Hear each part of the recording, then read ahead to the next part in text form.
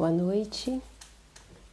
Hoje nós vamos receber a Cleidiene e daqui a pouco a gente começa essa live.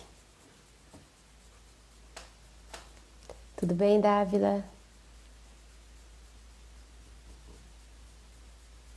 Boa noite. Nós estamos aguardando a Cleidiene, daqui a pouco ela entra para a gente começar. E Cleidiene, querida, vou te chamar aí.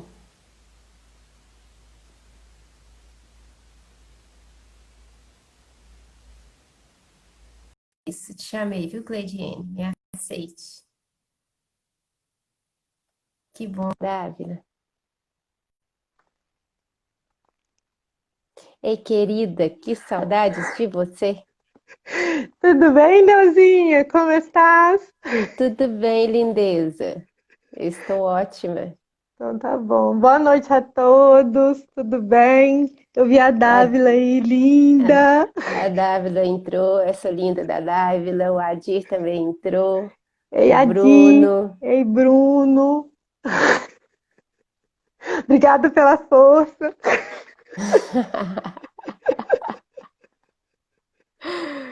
Ora aí, gente, ora aí, por favor. Menina, mas a gente tem orado muito, tem que orar para todos nós, né? Principalmente para a internet ficar firme até o final. Com certeza. Tem caído, né, Neuza? Nas lives É, eu vi. tem Ai, caído e hoje eu dei uma aula online e a internet caiu algumas vezes. Tudo bem, Tidinha querida? Um beijo no Etida. seu coração. Até minha cunhada entrou aqui. Oi, Jaine, tudo bem? Tudo bem, cunhada? Cunhada da Cleidiane. Ai, gente, olha, eu tô só desabafar aqui, início, eu tô muito nervosa, tô muito nervosa, então assim, vocês tenham paciência comigo, porque eu tô tremendo, gente, você não tem noção.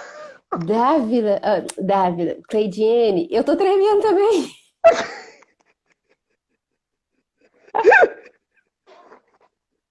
Gente, nós duas estamos tremendo, vai dar tudo certo, porque eu faço live tremendo todas as vezes. Eu tô tremendo tem 6 anos. Mas você é normal. Normal? Doença de Parkinson é normal? Não, Deus, você entendeu, você tá acostumado. Ah, não sei, oh meu Deus, não.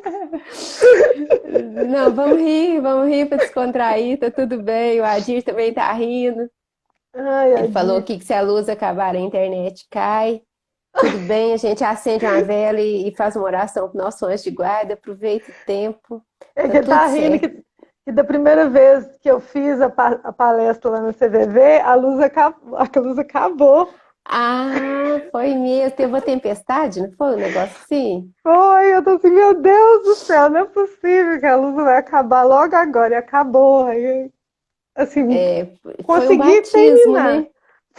Foi. Tipo um rito de iniciação, assim, que você já começou com dificuldade, com tempestade, com luz caindo. Tem quanto tempo que você fez a primeira palestra, Cleidiane? Já Ai, tem mais de um Neuza, ano, né? acho que já tem mais de um ano. Já tem mais de um ano. Mas assim, a gente nunca acha que tá bom, né? Assim, eu acredito realmente que eu, como eu disse para você, né? É, se dá lama, Deus se utiliza, quiçá da gente, né? Então, O dia que você achar que tá perfeito, nós vamos fazer um culto de desobsessão, tá? Porque você vai estar fascinada.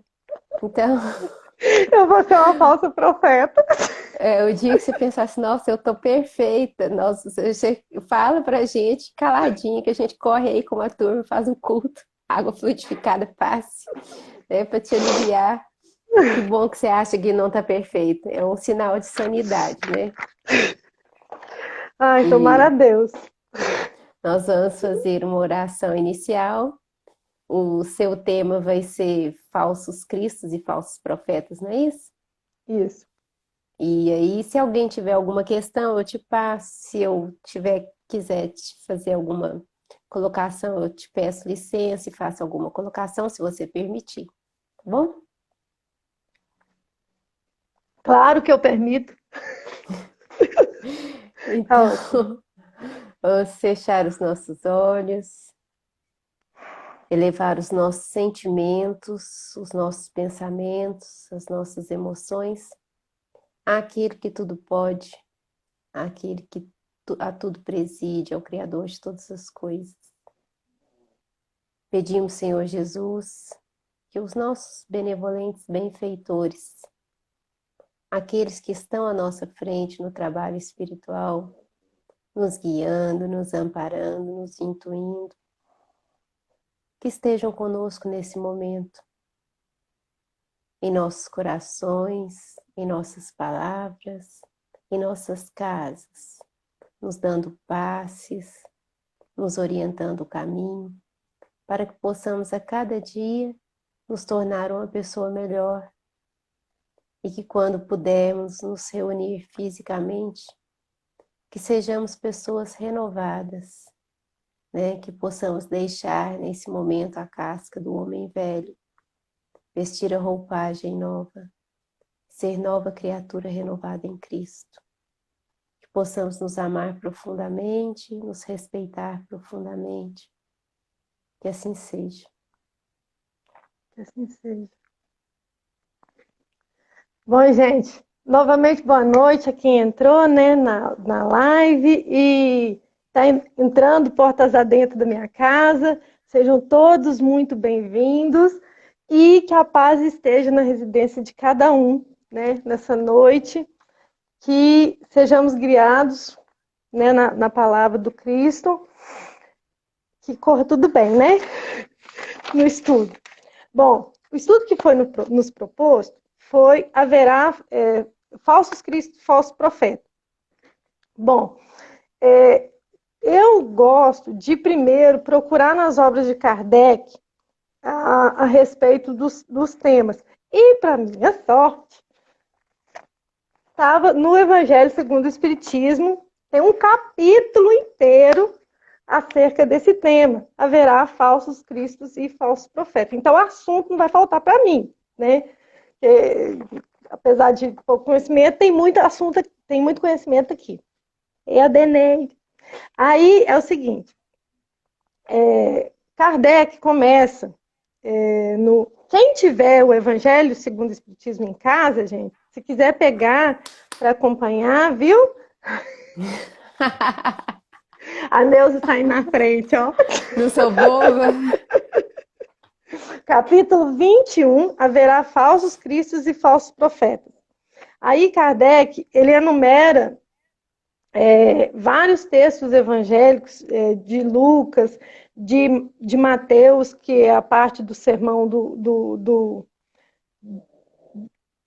da montanha, também parte do sermão profético, né, que é referente, que Jesus disse para referente a esses períodos de transição, esse período exclusivamente, né, que a gente tem passado de transição. Então, é bom a gente pegar também o Evangelho e ler.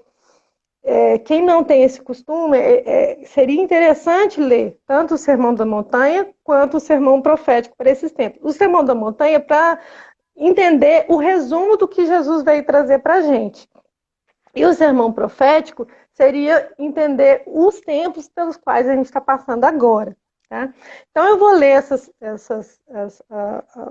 os textos evangélicos que Kardec colocou. A árvore que produz maus frutos não é boa, e a árvore que produz bons frutos não é má.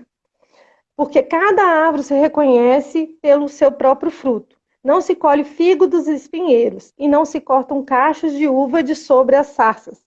O homem de bem tira boas coisas do bom tesouro do seu coração. E o mal tira as más do mau tesouro do seu coração. Porque a boca fala do que está cheio o coração. Isso está em Lucas, capítulo 6, versículo 43 a 45. Aí em Mateus, ele já, no capítulo 7, que é o Sermão do Monte, ele já fala: guardai-vos dos falsos profetas, que vêm a vós cobertos de peles de ovelhas, e que por dentro são lobos rapaces. Vós os conhecereis pelos seus frutos. frutos? Podem-se colher uva dos espinheiros ou figo das sarças? Assim, toda árvore que é boa produz bons frutos, e toda árvore que é má produz maus frutos. Uma boa árvore não pode produzir maus frutos, e uma árvore má não pode produzir bons frutos. Toda árvore que não produz bons frutos será cortada e lançada ao fogo. Conhecereis, pois, por seus frutos. Essa é a parte que está no Sermão da Montanha, né? Agora ele vai descrever a parte do sermão profético. Guardai-vos de quem vos seduza, porque vários virão sob o meu nome dizendo, eu sou o Cristo, e eles seduzirão a muitos. Levantar-se-ão vários falsos profetas que seduzirão a muitas pessoas, e porque a iniquidade será muita, a caridade de alguns se esfriará. Mas será salvo aquele que perseverar até o fim. Então, se alguém vos disser, o Cristo está aqui ou está ali, não o creiais, porque se levantarão falsos cristos e falsos profetas que farão grandes prodígios e coisas de espantar, até seduzir, se for possível, os próprios escolhidos. Agora vamos analisar, né, a sequência. A missão dos profetas. Geralmente, o que a gente pensa quando a gente pensa em profeta? Profecia, predizer o futuro, né? Mas aqui Kardec fala que a missão dos profetas não é apenas predizer o futuro. A missão dos profetas é muito mais ampla. A missão dos profetas é instruir, trazer instrução da palavra divina, da vontade divina para nós, né? Para a gente, para o vulgo, para as pessoas. Então, assim, delimitar apenas um profeta, predizer o futuro, é delimitar a função deles, né? Então, vamos olhar assim, se eu estiver errada, Neuza, você, por favor, me corrija. Eu pensei assim, se a gente pudesse comparar, e o Cristo, a função dele seria ser ungido de direção. A função de um Cristo é de direção. Então, se a gente puder diminuir a função dos profetas de um Cristo para uma escola, a função do Cristo seria do diretor, da diretora, e a função dos profetas seria dos professores. Instrução dos alunos e a do diretor de guia. Errado. Eu penso que, de acordo com as colônias espirituais, né, igual o nosso lar, é tudo dividido em departamentos. Tem um departamento de governança e tem um departamento de instrutores. E eu penso que o Cristo, que é muito mais esperto que nós, ele com certeza tem um departamento da direção, do qual ele é o diretor máximo, e também tem o departamento dos instrutores aos quais ele delega, né? Assim, expandindo esse conceito que você lançou aí. E é claro que os profetas, não só os profetas do Antigo Testamento, mas os profetas de todas as religiões do mundo, os enviados, muitos deles estão nesse mecanismo de instrutor, porque o instrutor, ele vai trazer instrução para cada pessoa acelerar a marcha no processo evolutivo, não é? Depois que você encontra o espiritismo, depois que você encontra as obras, elas te dão um caminho, te dão uma direção, você começa a acelerar a marcha no processo evolutivo, né? A função do instrutor é essa. Mas quando a governança acha também que tem que dar um impulso na população, ele manda alguma coisa que dá uma chacoalhada na humanidade, a humanidade tem que dar um salto assim junto. Então, eu acredito sim que se fosse comparar com uma escola, Jesus seria o diretor e professor ao mesmo tempo, né? E os profetas seriam instrutores, sim. Também peço permissão por ter dado esse exemplo, né? Eu gostei muito do seu. É porque não assim, é uma forma de entender, entendeu? A situação de instrução. Reduzindo tá? Muito, né? Reduzindo é bastante, assim... Para caber na nossa cabeça. Para caber, porque, assim, para entender toda a sistemática, né, Neuza, de funcionamento do universo ou do multiverso, então, assim, fica muito longe. Então, se a gente trazer uns exemplos mais próximos da gente, fica mais fácil a compreensão, né? Porque senão fica longe, a gente tem que trazer para cá, para a nossa convivência. Tá. No próximo item, Kardec traz os prodígios dos falsos profetas. Eu quero que as pessoas prestem bastante atenção na palavra, os prodígios dos falsos profetas. O que a palavra prodígio significa? Fato ou fenômeno incomum que pode transcender as leis da natureza ou a ordem natural das coisas. Isso é o significado da palavra prodígio, ou seja, milagre, né? Aí vem usando mais um texto evangélico. Se levantarão falsos cristos e falsos profetas que farão grandes prodígios e coisas de espantar para seduzir os próprios escolhidos. Ou seja, se esses prodígios são feitos também pelos falsos profetas, eles não são exclusividade dos enviados de Deus. Se eles não são exclusividade dos enviados de Deus, então não se pode usar como crivo de ser ou não um profeta divino. Por quê? Porque os falsos também farão. E os falsos farão por quê? Porque esses prodígios são, na realidade, o quê? Falta de conhecimento das leis naturais. Porque, na realidade, o que pode ser o milagre? O milagre, para uma época, não significa que seja um milagre para outra. Por exemplo, há um tempo atrás, em 1950, falar que nós falaríamos através de um celular para uma multidão, isso seria o quê? Nossa, a Cleide é uma bruxa. Bruxa. A Cleide é uma bruxa, porque ela está falando com um monte de gente no celular. Isso é um absurdo. Na época. Então, poderia ser considerado como prodígio. Eu posso ser considerada como uma extraterrestre ou acima dos poderes divinos? Não. Ou possuo poderes divinos? Não. Simplesmente porque agora nós possuímos um pouco mais de conhecimento científico para analisar as regras da natureza. Mas ainda tem coisas que ainda é desconhecido da gente. E nessas coisas que é desconhecido, pode ainda se ver como prodígios. Mas então, se o mal pode fazer o mesmo prodígio que o bem, então não pode usar ele como crivo. Correto, Neuza? Correto. Raciocínio correto? Correto. Fazer coisas maravilhosas não quer dizer ser evoluído, né? Não quer dizer. Não quer dizer, não, de forma não nenhuma. Não quer dizer de forma alguma. Porque se o Cristo falou que os falsos cristos e falsos profetas farão grandes prodígios e coisas de espantar para seduzir os próprios escolhidos, então quer dizer que eles irão fazer. E isso não pode ser crivo para a gente analisar, né? Isso quer dizer que se um espírita não estudar, ele pode ser seduzido, né? Quando ver alguma maravilha, algum fenômeno. E se o espírito não tiver a base doutrinária, ele pode ser iludido por um fenômeno e achar que porque tem o fenômeno é bom. E isso é tão fácil de acontecer. E quantas casas espíritas inteiras foram enganadas assim, né?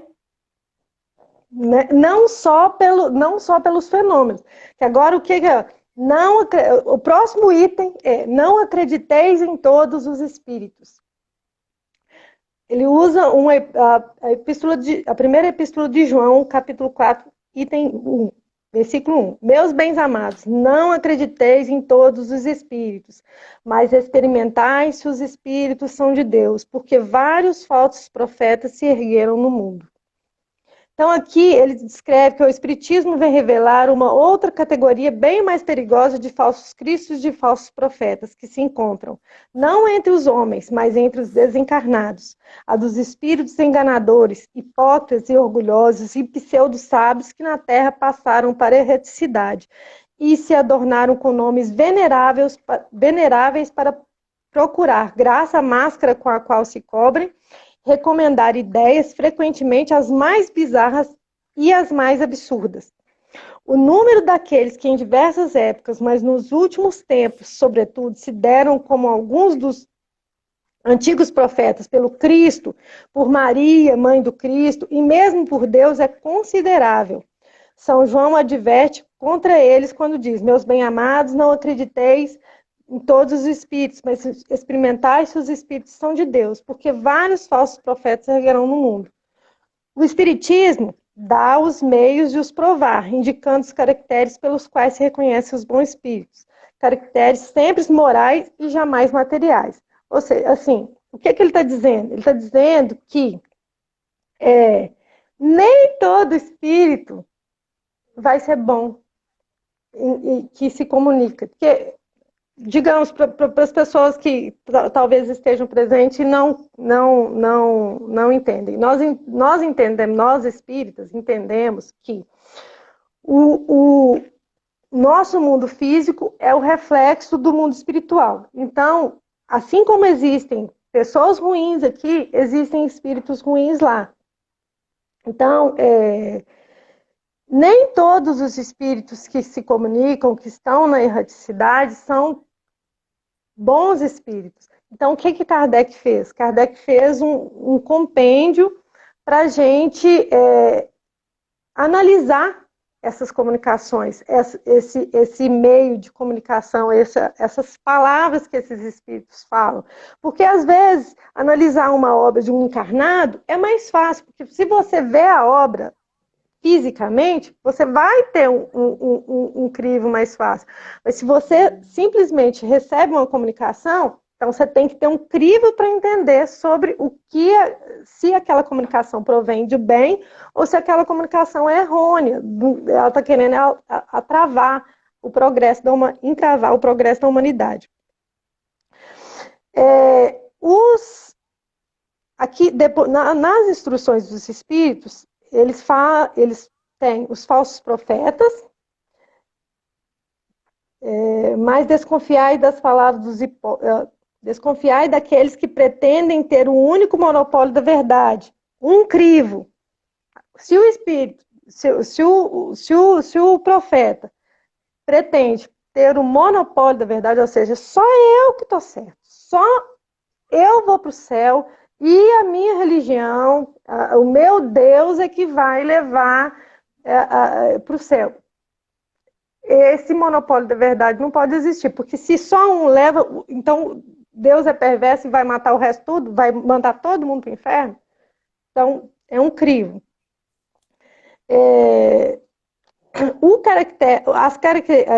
Lá na frente ele fala dos caracteres do verdadeiro profeta. O verdadeiro profeta de Deus se ignora a si mesmo. Eles cumprem aquilo para que foram chamados pela força do seu gênio, secundados pela força oculta, os inspiram e os dirigem com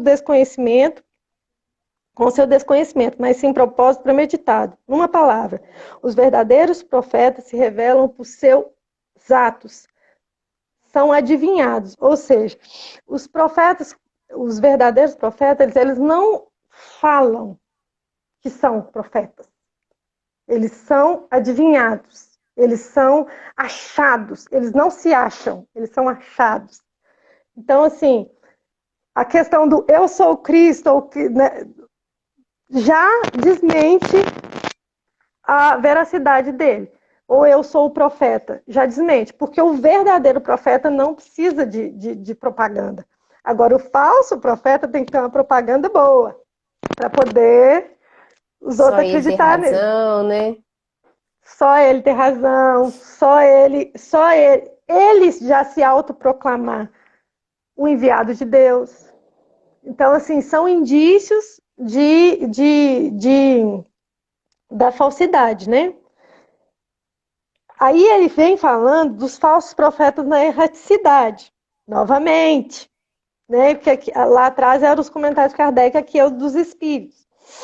São eles que semeiam os fermentos do antagonismo entre os grupos, os falsos profetas da erraticidade, que os compelem a se isolarem uns dos outros e a se verem com os maus olhos. Só isso bastaria para os desmascarar, porque em agindo assim, eles próprios dão mais formal desmedido aos que pretendem ser. Cego, pois, são os homens que deixam prenderem a armadilha tão grosseira. Ou seja, eles entram disseminando a divisão. Os falsos profetas da erraticidade. Se eles entram disseminando a divisão, a separação, eles já quebram um princípio crístico no início. Os meus discípulos serão conhecidos por muitos se amarem. Como é que se escuta um espírito falando que é para dividir, que vocês são mais, que vocês são os únicos detentores da verdade, que os outros estão enganados, que Isso o é outro não importante, sabe por quê? Para a gente respeitar primeiro as outras casas espíritas, né? E para a gente se prevenir também quando alguma casa espírita lança alguma coisa com relação a outra casa espírita. Porque, na verdade, os espíritos que não são bobos nem nada, igual a gente estava comentando aqui de uma escola, eles se dividem por região, né? Então, assim, cada região é da competência de um determinado número de espíritos, né? Eles não são benfeitores exclusivos aqui do Grupo Caminho, Verdade e Vida. São benfeitores de um grupo de casas espíritas, de uma região de casas espíritas. Então, vamos supor que uma casa espírita que seja da mesma cidade ou de outra cidade, começa a lançar dúvida com relação a uma outra casa espírita, a gente já tem que ficar desconfiado, porque os mentores são basicamente os mesmos das regiões, né? Então, fica meio esquisito, né? Se alguém lança isso, já é uma semente de discórdia. Porque, na verdade, os médiuns, os trabalhadores das casas espíritas também são mais ou menos os mesmos, mudam os nossos nomes. Mas as nossas mazelas, as nossas dificuldades, os nossos erros são muito parecidos. Porque a gente está no mesmo barco, né? Então, quando alguém bate no peito e acha que a outra casa está toda perdida, tem alguma coisa errada, porque como nós estamos com uma ou outra diferença, de acordo com algum aspecto da nossa personalidade, num nível evolutivo semelhante, por isso que nós estamos reencarnados na Terra, e os mentores da região são aproximadamente os mesmos, quando alguém lança alguma ideia que denigre a outra casa espírita, aí a gente já fica com o pé atrás, né? Isso, Neuza, você está colocando num patamar da casa espírita, que já acontece, né, infelizmente, que já acontece, mas venhamos, coloca isso num patamar geral, por exemplo, das outras religiões, entendeu? Uhum. Alguém Por achar que a que, religião dele é melhor, né? por que que eu tenho que denegrir a religião do meu irmão para a minha ser melhor? Por que que eu tenho que apagar a luz do meu irmão para a minha acender? Será que a minha acende se eu apagar do meu irmão?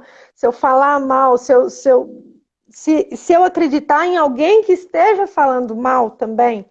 Entendeu? Assim, é um indício de que Você seja. Você ampliou o conceito além do que eu falei para um campo maior de religiões, nos convidando a respeitar as religiões. Mas dá para falar num campo menor também, e dentro de cada casa espírita, quando os grupos e as pessoas não se respeitam.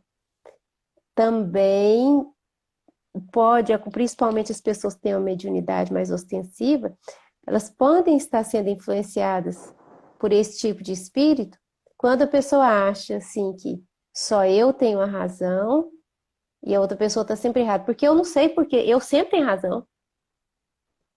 Você não acha, não? Que você sempre tem razão? Não, geralmente eu sempre acho que os outros têm razão.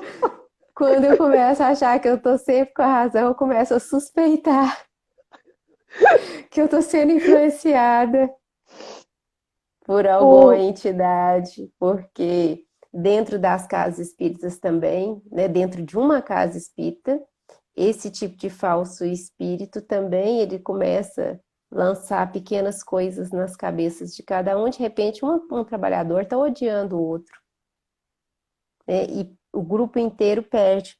Porque lá no início você não falou que porque aumentará a iniquidade, a caridade de muitos se esfriará? De muitos se esfriará. Com o E aumento eu da acho iniquidade, a caridade se esfria. E isso eu acho que é o peso maior nas costas de quem age deliberadamente querendo ser um falso Cristo, um falso profeta, por exemplo, um encarnado, que queira Hum. realmente usar da religião para lançar falsas ideias e tirar proveito disso. Quando ele faz isso e é descoberto, muitas pessoas deixam de crer. E ele é responsável pelo esfriamento da crença e da caridade de muita gente. Então, mais do que as pessoas que ele lesa diretamente, tem as pessoas que ele lesa indiretamente. Isso se aplica ao encarnado, médium ou não, que faz isso, e se aplica também ao desencarnado. Porque quando a discórdia aumenta, a caridade esfria. E quando a caridade esfria, nós respondemos por isso, se agimos como falso Cristo ou como falso profeta. Né? Ai daquele que servir de pedra de tropeço, Obrigada. né? Mas no livro dos médiuns, Kardec trouxe. Tá tranquilo, tá, né? No livro dos Tá. médiuns, Kardec trouxe um compêndio para gente, para nós espíritas, identificar os falsos profetas da erraticidade, que é do mundo espiritual, né? No capítulo 24, Identidade dos Espíritos. No item 266, eu estou trazendo isso porque foi objeto do meu estudo, entendeu? Eu li e eu achei interessante trazer alguns dos itens que Kardec colocou aqui, porque geralmente a gente... Menina, nós estamos estudando Espiritismo, traz livro dos Espíritos, traz Evangelho segundo o Espiritismo, é isso mesmo. Vem! Porque Kardec colocou aqui algumas coisas que eu acho que a gente tem que tá batendo na tecla, entendeu, Neuza? Que às vezes eu Repetir, né? repetir, para ver se entra na nossa cabeça. Que é o seguinte, ó, submetendo todas as comunicações a um exame escrupuloso, item 266, prescrutando e analisando o pensamento e as expressões, como se faz quando se trata de julgar uma obra literária, rejeitando sem hesitar tudo o que peca pela lógica e pelo bom senso, tudo o que desminta o caráter do espírito admitido a se manifestar, desencoraja-se os espíritos enganadores, que acabam por se retirar, uma vez que bem convencidos de que não podem nos iludir. Repetimos, esse é o único meio, mas é infalível, porque não há má comunicação que possa resistir a uma crítica rigorosa. Os bons espíritos com isso não se ofendem jamais, uma vez que eles mesmos a aconselham, e porque nada tem a temer do exame, somente os maus se melindram e a desaconselham, porque tem tudo a perder e por isso mesmo provam o que são. Ou seja, analisar todas as comunicações, tudo que chega falando que é de espírito, nós temos que pôr o crivo da razão, sim. Saber, Temos. sim.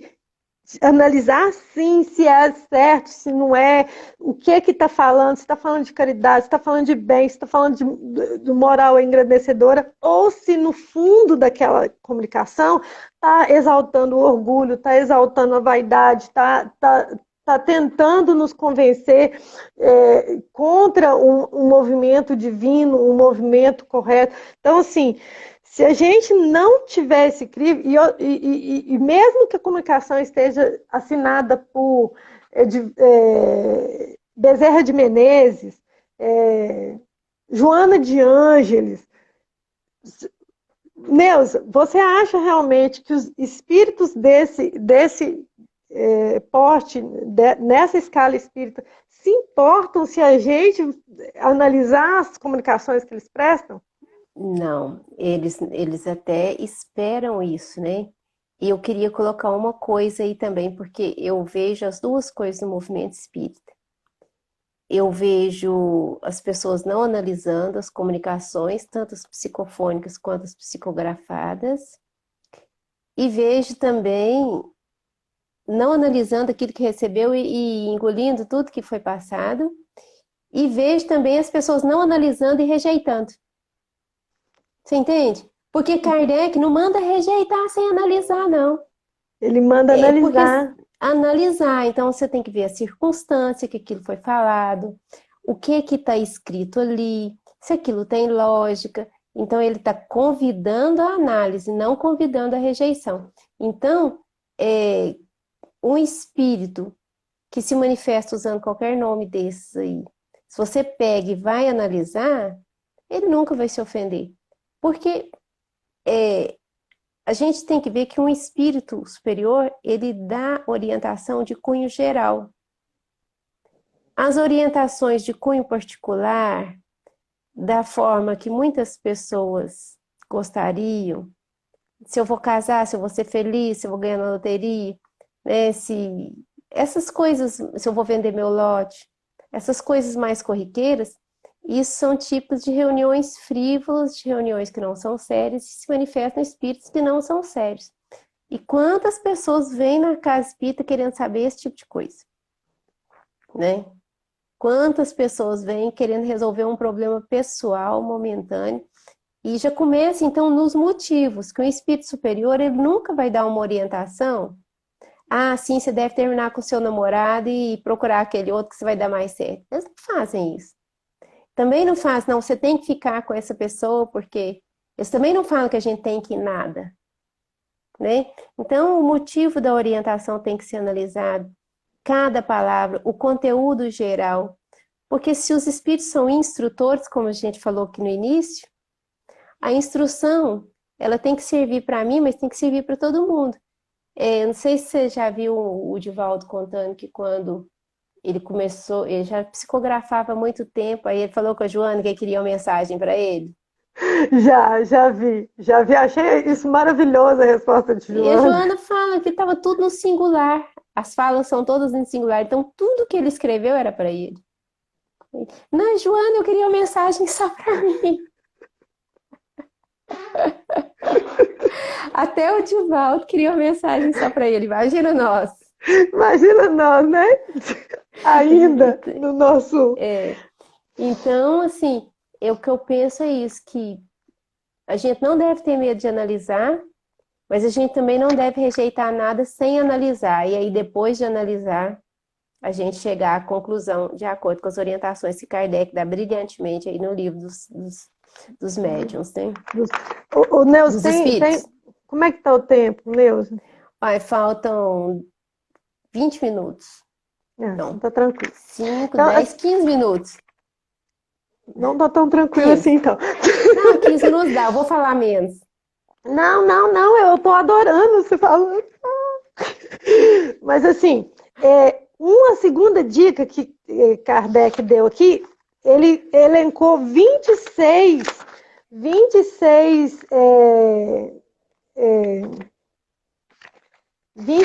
como é que eu falo? Dicas para a gente diferenciar as mensagens dos falsos dos verdadeiros.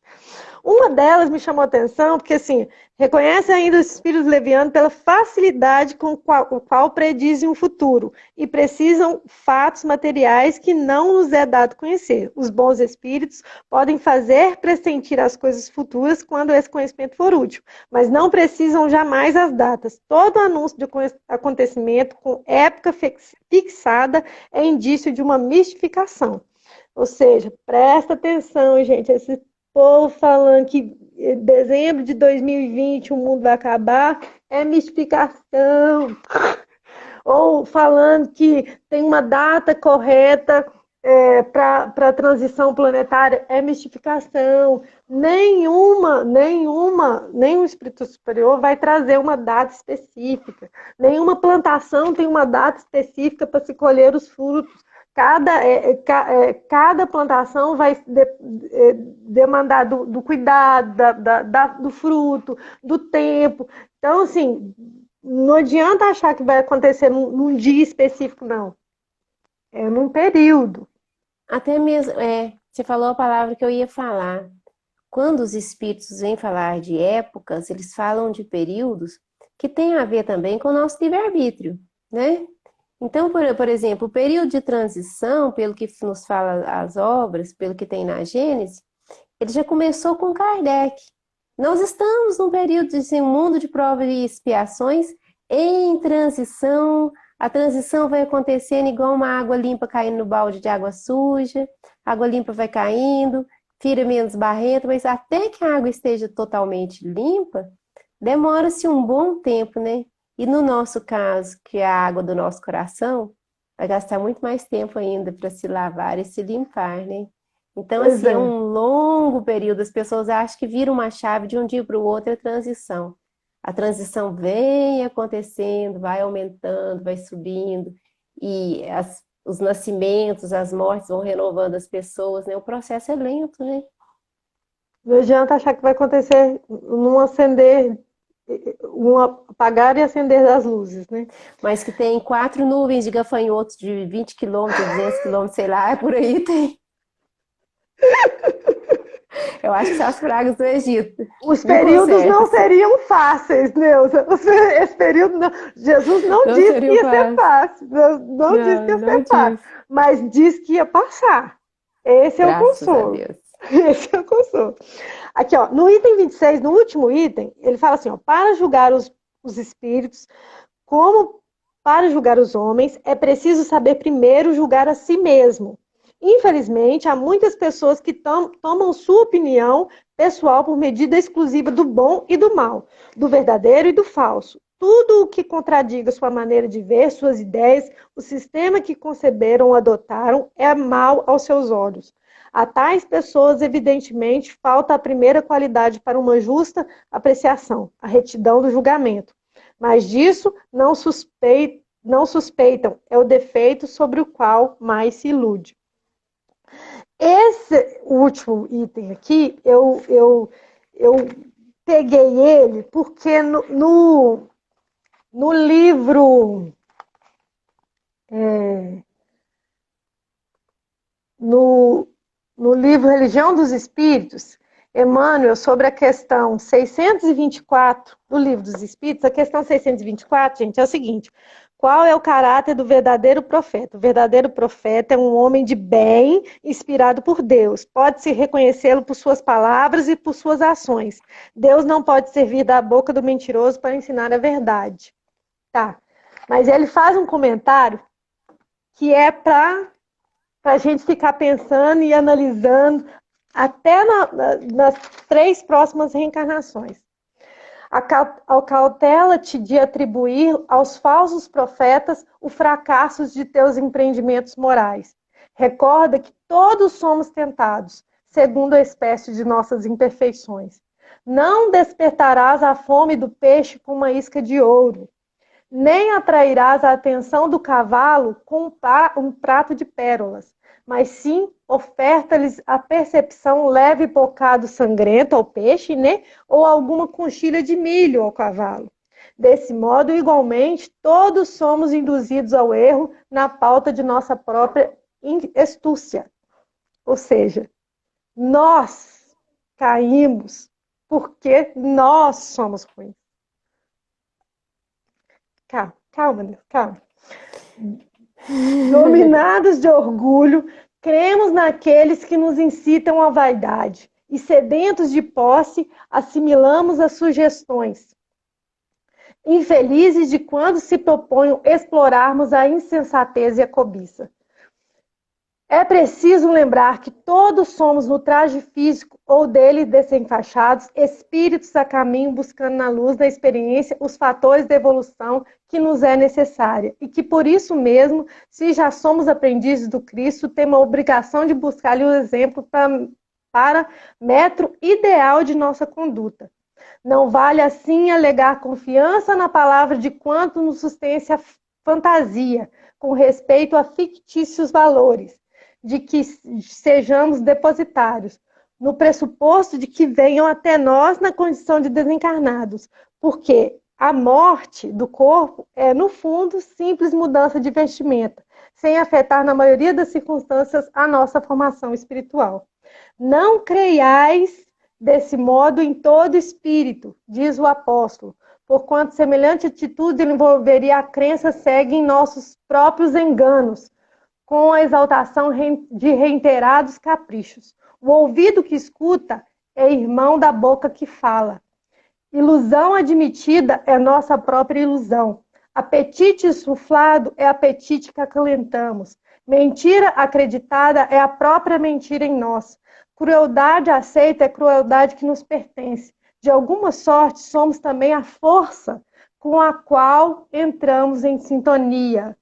Procuremos, pois, o mestre dos mestres, como sendo a luz do nosso caminho e cotejando com as lições dele, avisos e informes, mensagens e advertências que nos sejam endereçadas desse ou daquele setor de esclarecimento, aprendemos sem sombra que a humanidade e o serviço são nossos deveres de cada hora, para que a verdade nos ilumine e para que o amor puro nos regenere, perseverando-nos por fim contra o assédio de todo o mal.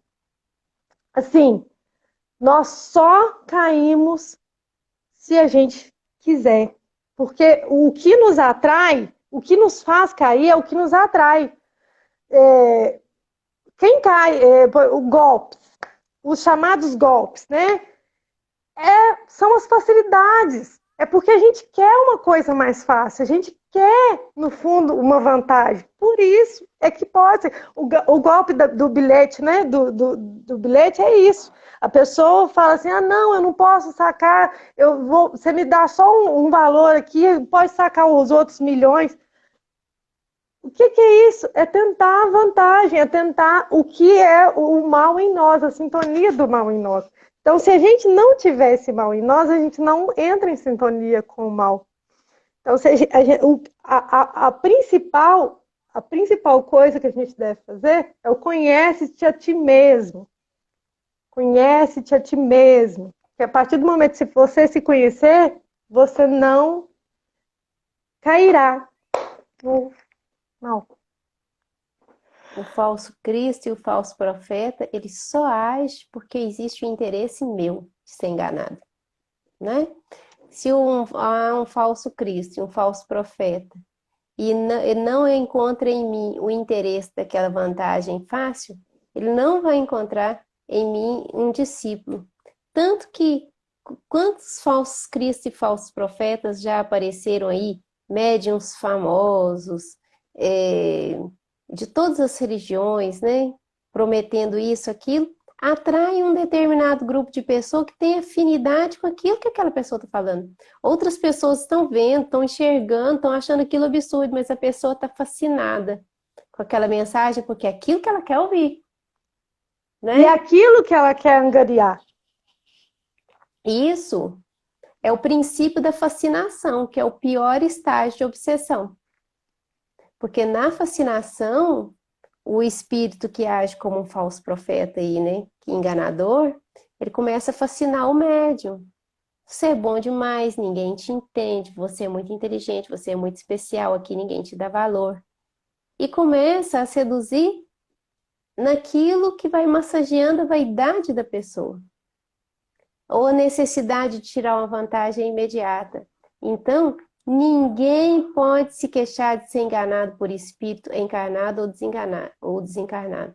Porque, em grande maioria dos casos, exceto quando eles são muito hábeis, é a pessoa que se permitiu ser enganada. Né? A permissão, ela parte primeiramente da gente. Se a gente não se deixar levar, se nós apresentarmos os crivos, se prestarmos atenção, se exercitarmos o que Cristo nos apresentou, né? Que foi acautelar, vede para que ninguém vos engane, né? Ou seja, olha, analisa, presta atenção. A gente não cai. Mas, se o mal estiver na gente, a gente vai ser atraído por E ele. se fosse fácil não cair, não precisava nem de Jesus explicar, né? Mas é porque é fácil cair, porque quando ele fala que pode seduzir até os escolhidos, a gente pode ler nisso que até os espíritas esclarecidos podem cair em algum momento, ou pela vaidade, ou pela sedução de alguma facilidade. Porque, na Ou realidade, aquela questão que você falou da opinião, quando eu acho que só a minha opinião que está certa, que você leu aí, que tem no livro, né? uhum, Então, assim, aí eu vou aceitar só a orientação que corrobora a minha opinião. Se corroborar a minha opinião, para mim tá ótimo, né? E aí eu caio porque eu quis. Eu quis alguém que reforçasse aquilo que eu já penso. Eu não quis parar de abrir minha cabeça para pensar diferente, né? porque na realidade também, né, Neuza, você falou aí dos espíritas esclarecidos. Conhecimento não é sinal de evolução moral. Você conhecer é um sinal de evolução, mas não é um sinal de evolução moral. Então, É. você pode sim cair se você não tiver uma evolução moral, porque aí você vai ter a vaidade, o orgulho, o egoísmo. Repetindo o que o Haroldo Dutra Dias falou numa palestra dele, e eu já falei isso várias vezes, nesse planeta encarnado, só um Cristo não corre risco de cometer erros. Até um espírito evoluído, reencarnado, corre risco de se enganar em algum momento, ou em vários momentos. Um Cristo não se engana nem encarnado. Mas se você não é um Cristo, então é Não melhor ficar se com o pé ache, atrás, não se né? ache excelsamente com acima das verdades absolutas da Terra, acima do bem e do mal, apesar do conhecimento espírita que nos esclarece muito, mesmo, não se ache o dono da verdade, porque não sabemos de nada. E um princípio aí que você falou, Neuza, só, não sei se o tempo acabou. Ainda não, ainda tem um tempinho. Esses dias eu estava assistindo nada a ver, né, uma live do Miguel Falabella, e ele falando sobre uma tradição africana. Eu não sei se você já ouviu falar, Ubuntu. Ah, já. Então, assim, o Ubuntu significa eu sou porque nós somos. Então, ele explica, nesse princípio pequeno, ele explica o tanto que estamos unidos, todos unidos, numa situação, se você é, porque todos somos. Então, todos estamos no mesmo patamar, estamos todos juntos. Não precisa eu achar que eu sou mais do que o meu irmão, porque eu não sou. Estou junto com ele nessa situação e tudo que ele passa eu também passo. Nessa situação da pandemia, ela nos mostrou esse princípio mais elevado ainda, porque se o meu irmão lá na China está, eu também estou. Se o meu irmão no Japão está, na África está, eu também estou. Eu também sou parte desse mundo, estou aqui e estou em aprendizagem junto com todos. E não é porque eu tenho um pequeno conhecimento que eu sou mais do que os outros. É isso, Neuza, é só isso que eu trouxe. Acautelai-vos contra os falsos cristos e falsos profetas, encarnados e desencarnados, né? Encarnado, Mas desencarnado. você trouxe muito bem esse comentário do Emmanuel do livro Religião dos Espíritos, é muito oportuno. Aliás, todos os comentários, né, tanto do Evangelho quanto o Livro dos Espíritos, todos os comentários são muito esclarecedores. Nós vamos ter que encerrar para o Instagram não encerrar para a gente, né? Senão ele encerra. E nós vamos fazer uma oração de encerramento. Quem colocou água no copo para fluidificar pode aproveitar esse momento para pedir o seu amigo espiritual, o mentor de sua família, de sua casa, para fluidificar a água, né? Quem não colocou, lembra que os nossos corpos têm água, a maioria dos corpos são formados de água, então pode fluidificar a nossa água interna. E vamos então encerrar com uma oração, pedindo a bênção de Deus.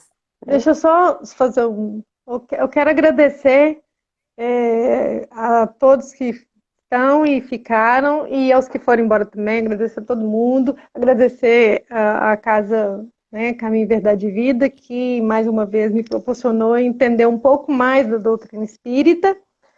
Sei que não trouxe todo o conhecimento, mas o que eu consegui entender, eu trouxe. Viu, gente? Eu agradeço muito, porque eu aprendi bastante. Então, muito obrigada. Nós também aprendemos bastante com você. Obrigada, Cleidiane. Deus te abençoe. Amém. Senhor Jesus, encerramos nesse momento, Senhor, pedindo que nosso coração se abra mais aos teus ensinamentos, aos teus conselhos, a toda essa sinalização que já nos deixou pronta, que foi reforçada por Allan Kardec.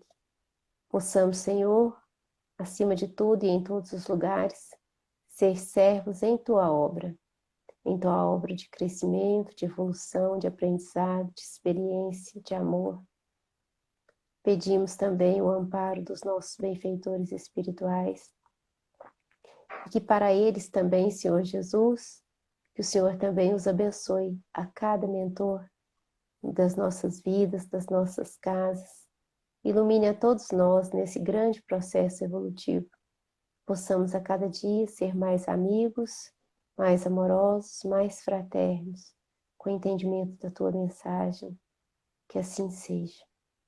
Graças a Deus. Então, gente, obrigada a todos, tá? Muito obrigada. Foi muito bom ver a Cleidiane aqui ao vivo e a cores. E foi muito bom ótimo. ver todo mundo que deixou um comentário aqui. Obrigada. Obrigada, gente. Boa noite, viu? Tchau. Boa noite. Tchau. Desligando aqui. Um beijo, Cleidiane. Beijo. Deus.